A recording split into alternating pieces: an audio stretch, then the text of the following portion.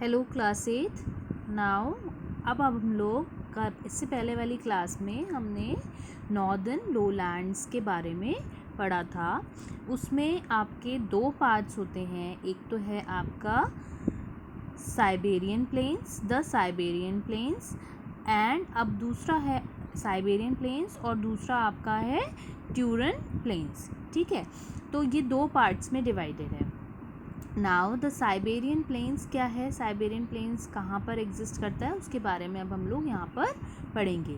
It is the largest continuous plain of the world and extends from the Ural mountains in the west to the Verkhoyansk range in the east. देखिए ये क्या है, largest continuous plain of the world है। ये पूरा बहुत बड़ा world का सबसे बड़ा कॉन्टिन्यूअस प्लेन है, मतलब जहाँ पर प्लेन एरिया आपको देखने को रेगुलर मतलब कंटिन्यूअस वे में प्लेन एरिया आपको देखने को मिलेगा।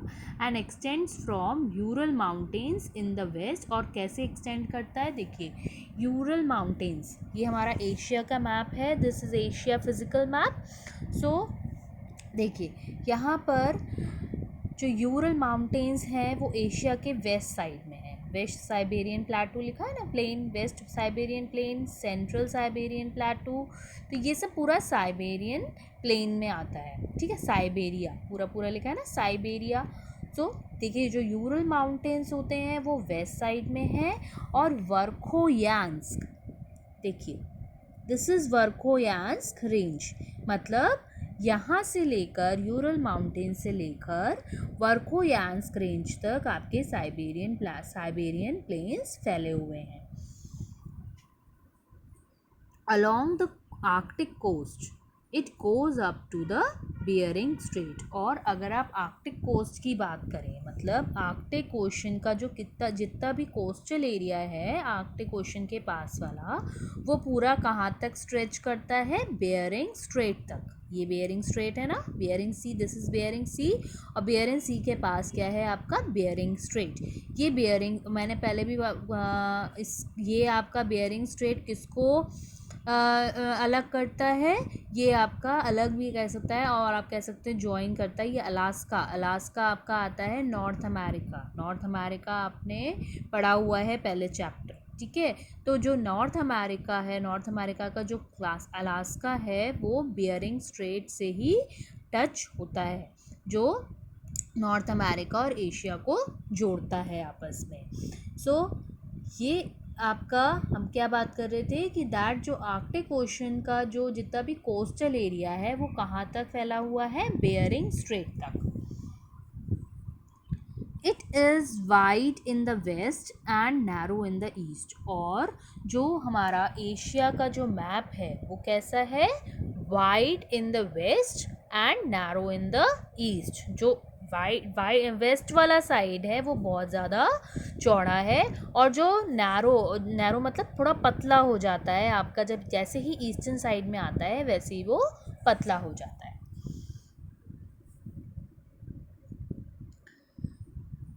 Now, it is formed by the deposition of silt brought by the north-flowing rivers such as Yenisei and Lena। और ये जितनी भी यहाँ पर क्या होता है, it is formed by the deposition of silt मतलब क्या होती है, जो गीली मिट्टी होती है।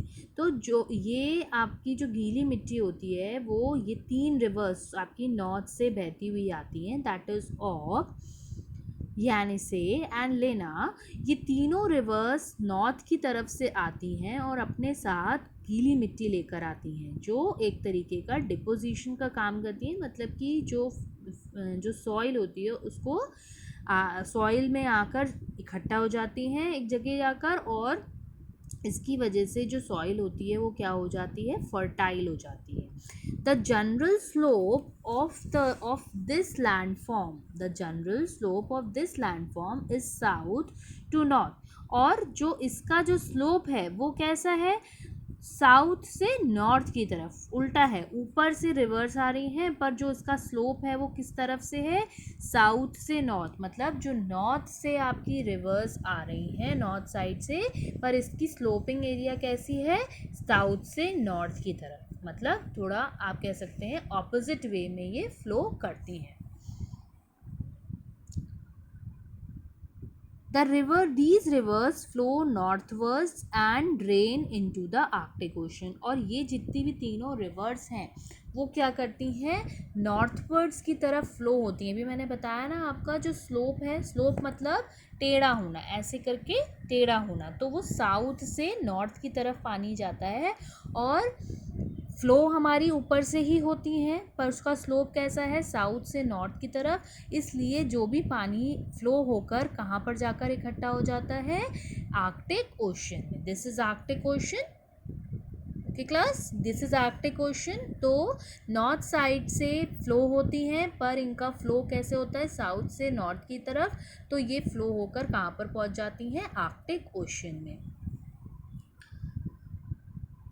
The lower courses and mouth of these rivers freeze during winters, causing the water coming from the upper courses to flood, as the water cannot flow to the sea since their mouth is still frozen। अच्छा, इसमें क्या होता है, जो इनकी इन reverse के जो lower courses and mouth of the, जो इनके नीचे वाला जो पार्ट होता है जहाँ से ये रिवर ख़त्म होती हैं और अपना पानी फ्लो करती हैं आर्कटिक ओशन में, वहाँ का वो वाला पोर्शन क्या होता है, वो बहुत छोटा होता है। एंड उसकी वजह से क्या होता है, ये रिवर्स फ्रीज़ कर जाती हैं। जब विंटर टाइमिंग होती है तो उस टाइम पे ये रिवर, वहाँ का जो पानी होता है रिवर्स का पानी, वो क्या हो जाता है, बर्फ़ की तरह जम जाता है। और इसकी वजह से क्या होता है, causing the water coming from the upper courses to flood. और इसकी वजह से क्या होता है, ऊपर वाला जो एरिया, मतलब जो आपके एक तो जहाँ से ओपनिंग होती है वो वाला एरिया, और जहाँ से हमारी रिवर्स का जो उसका ऑपोजिट पार्ट होता है, वहाँ से क्या होता है, पानी बाहर आने लगा। एक तरफ तो पानी जम गया, पर जो दूसरी तरफ होती है उस तरफ से पानी बाहर आने लगता है और ज़्यादा क्वांटिटी में आने लगता है। तो उससे क्या होता है, फ्लड्स आ जाते हैं। ठीक है। और the water can not flow to the sea since their mouth, क्योंकि क्या होता है, ऐसा क्यों होता है, फ्लड क्यों आ जाते हैं, क्योंकि एक तरफ suppose this is a river, ठीक है, तो इसका जो ऊपर वाला जो फ्लोइंग वाला पार्ट है, यहाँ पर पानी फ्रीज़ हो गया। और जब यहाँ पानी फ्रीज़ हो जाएगा तो ये जो नीचे वाला पोर्शन है, यहीं से सारा पानी निकलेगा। तो जब यहाँ से सारा पानी निकलता है तो क्या होता है, जब ज़्यादा क्वांटिटी में इकट्ठा पानी निकलने लगता है, उसकी वजह से क्या होता है, फ्लड आ जाते हैं। Hence the water spreads over the Siberian plains and make the land marshy and swampy। और इसकी वजह से क्या होता है, जब फ्लड्स आते हैं, जो पानी ज़्यादा आ जाता है साइबेरियन प्लेन्स में, उसकी वजह से जो वहाँ की लैंड होती है वो कैसी हो जाती है, मार्शी एंड स्वैम्पी, मतलब गीली मिट्टी, बहुत ज़्यादा वहाँ की जो मिट्टी होती है वो बहुत ज़्यादा गीली होती है। Now next is the Turan Plains। It is the lowland area around the Aral Sea. This region is drained by two rivers, the Amu Darya, 2090 km, and the Sir Darya, 1770 km, which flow into the Aral Sea and makes it an area of inland drainage।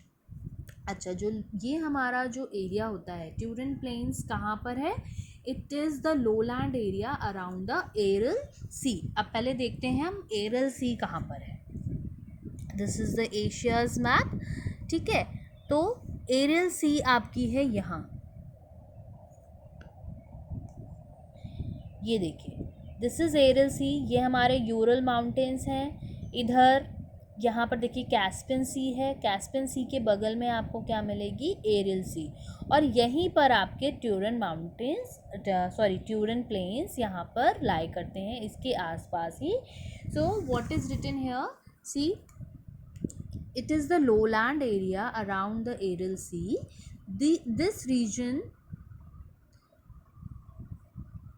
This region is drained by two rivers, the Amu Darya।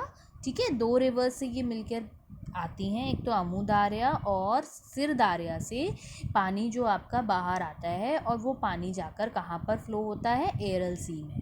और इसकी वजह से क्या होता है, जो हमारा उसके आसपास का जितना भी एरिया होता है वो इनलैंड इनलैंड ड्रेनेज होता है, मतलब जो हमारा पानी एक मतलब जो चारों तरफ से, जैसे सपोज़ जो पानी वाला एरिया है वो चारों तरफ से किससे घिरा हुआ है, लैंड से घिरा हुआ है, ठीक है। लेक्स क्या होती हैं, जो पूरी लैंड से चारों तरफ घिरी होती हैं। तो उसी तरीके से ये हमारा जो पानी है एरियल सी की तरफ आ जाता है और उस एरिया को इनलैंड ड्रेनेज की तरह बना देता है, ठीक है। Now this is over class. Now next हमारा जो पार्ट है वो है सेंट्रल हाईलैंड्स, वो अब हम लोग कल वाली क्लास में पढ़ेंगे। Okay class, thank you.